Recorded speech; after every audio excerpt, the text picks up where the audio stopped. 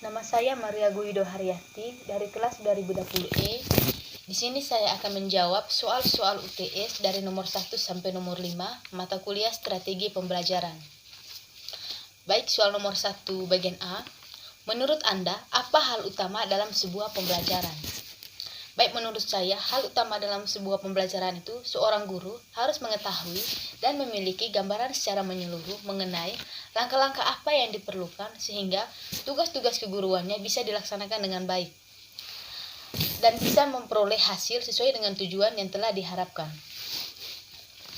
Selanjutnya, soal nomor 1 bagian B. Jelaskan konsep hakikat pembelajaran berdasarkan gambar yang telah diberikan dengan menggunakan kata-kata sendiri. Baik, di sini saya akan menjawab soal nomor 1 bagian B. Di sini dituliskan bahwa strategi itu rencana cermat dan teliti untuk mencapai tujuan. Atau dengan kata lain, strategi itu garis besar mengenai tindakan yang akan dilakukan untuk mencapai tujuan pembelajaran. Sekian jawaban soal nomor 1. Selanjutnya soal nomor 2 bagian A. Jelaskan pemahaman kamu tentang hakikat belajar mengajar. Baik, menurut saya, hakikat belajar mengajar itu suatu proses yang terpadu dalam suatu kegiatan, seperti proses interaksi atau hubungan timbal balik antara guru dan siswa pada saat proses pembelajaran berlangsung. Selanjutnya soal nomor 2 bagian B. Jelaskan klasifikasi strategi pembelajaran. Klasifikasi strategi pembelajaran. Yang pertama, ditinjau dari guru dan siswa dapat dibedakan menjadi 3. Di antaranya yang pertama, dari segi pengaturan guru ada 2 macam, yaitu pengajaran oleh seorang guru dan pengajaran yang dilakukan oleh satu tim. Yang kedua, dari segi hubungan antara guru dan siswa ada 2 macam, yaitu pengajaran dengan tatap muka guru dan pengajaran dengan pengantara media, baik media cetak ataupun media visual.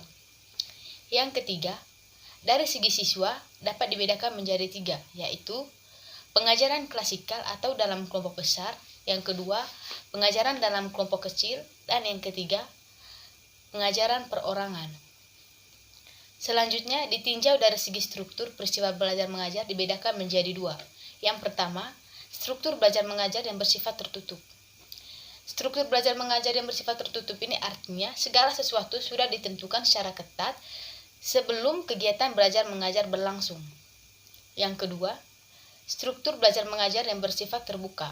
Dalam arti tujuan khususnya di sini itu, materi prosedur yang ditempuh itu telah ditentukan sementara pada saat kegiatan belajar mengajar berlangsung. Selanjutnya, ditinjau dari peranan guru dan siswa dalam mengelola pesan. Dapat dibedakan menjadi 2. Yang pertama itu strategi belajar mengajar ekspositorik. Strategi belajar mengajar ekspositorik itu pengajaran yang menyampaikan pesan dalam keadaan telah siap, atau dalam arti di sini itu telah diolah secara tuntas oleh guru sebelum disampaikan. Selanjutnya, strategi belajar mengajar heuristik, yaitu pengajaran yang mengharuskan siswa untuk mengelola pesan. Yang berikut ditinjau dari proses pengolahan pesan ada 2 macam. Yang pertama, strategi belajar mengajar deduktif. Strategi belajar mengajar deduktif itu belajar mengajar yang bertolak dari umum untuk dilihat keberlakuannya dan atau akibatnya pada khusus. Yang kedua, strategi belajar mengajar induktif. Strategi belajar mengajar induktif itu strategi belajar mengajar yang ditandai oleh proses berpikir yang bergerak dari khusus ke umum. Yang berikut ditinjau dari segi tujuan belajar. Yang pertama, keterampilan intelektual, yaitu hasil belajar terpenting dari sistem sekolah. Yang kedua, strategi kognitif. Strategi kognitif yaitu mengatur cara belajar dan berpikir seseorang dalam arti seluas-luasnya termasuk kemampuan memecahkan masalah. Yang ketiga, informasi verbal. Informasi verbal yang di sini itu yang keterkaitannya dengan pengetahuan dalam arti informasi dan fakta. Selanjutnya, keterampilan motorik, yaitu keterampilan yang berkaitan dengan kemampuan menulis, mengetik, menggambar, menggunakan jangka, dan sebagainya. Dan yang terakhir, sikap dan nilai. Sikap dan nilai yang dapat dilihat dari kecenderungan bertingkah laku terhadap orang, barang, ataupun kejadian. Baik, sekian jawaban soal nomor 2. Selanjutnya soal nomor 3. Sebut dan jelaskan kembali macam-macam strategi pembelajaran. Baik, macam-macam strategi pembelajaran. Yang pertama, strategi discovery learning, yaitu teori belajar yang didefinisikan sebagai proses pembelajaran yang terjadi bila peserta didik tidak disajikan dengan pelajaran dalam bentuk finalnya, tetapi diharapkan untuk mengorganisasikan sendiri. Selanjutnya, strategi inquiry learning. Strategi inquiry learning itu pembelajaran yang mempersiapkan situasi bagi anak untuk melakukan eksperimen sendiri.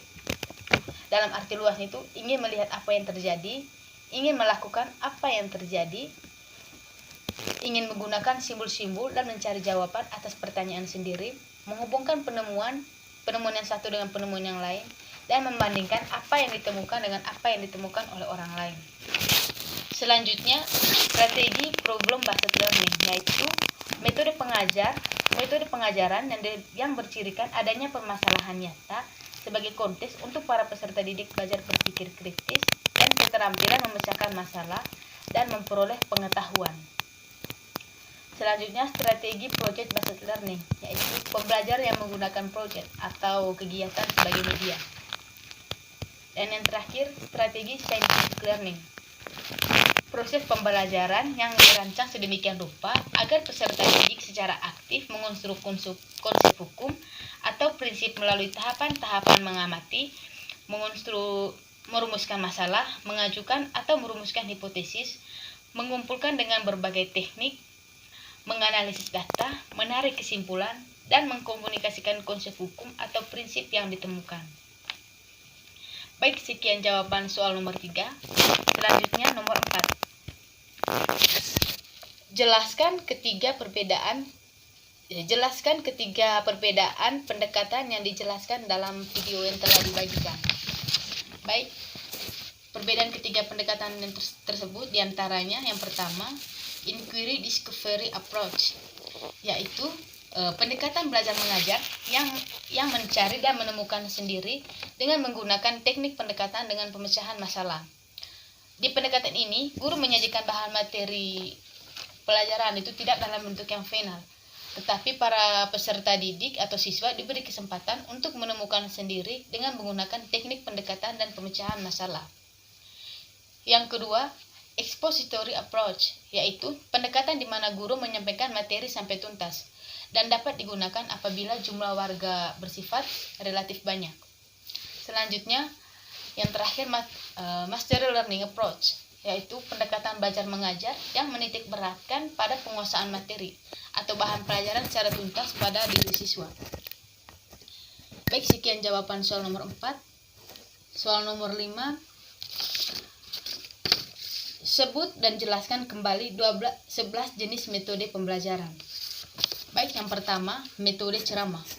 Metode ceramah itu metode yang bersifat konvensional, karena di sini guru menyampaikan materi kepada siswa secara menyeluruh dan siswa hanya mendengarkan. Yang kedua, metode diskusi. Metode diskusi itu metode yang selalu mengutamakan aktivitas diskusi yang melibatkan peserta didik kita untuk memecahkan sebuah masalah. Dan yang ketiga, metode demonstrasi. Metode demonstrasi itu metode yang dilakukan dengan cara praktik atau mendemonstrasikan inti dari materi pembelajaran di depan kelas. Selanjutnya, metode resitasi.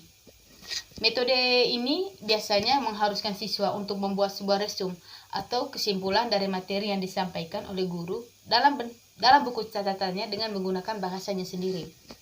Selanjutnya, metode ceramah plus. Metode ceramah plus itu metode yang biasanya disertai dengan metode-metode lain seperti diskusi dan tanya jawab. Metode ini dapat digunakan sebagai metode cadangan, bukan sebagai metode utama.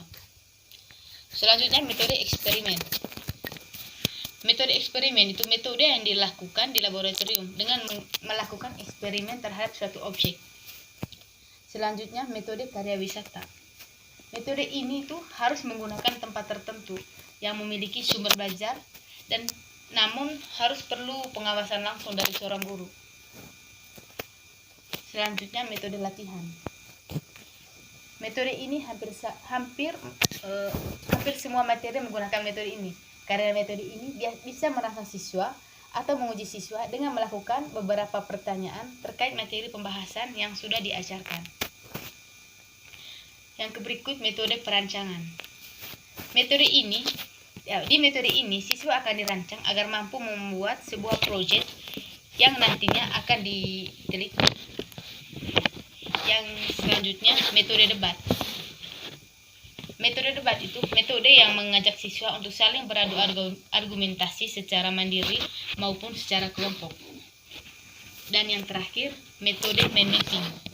Metode mind mapping itu metode yang menerapkan cara berpikir siswa secara runtut pada sebuah permasalahan.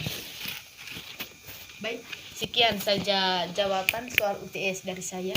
Sekian dan terima kasih.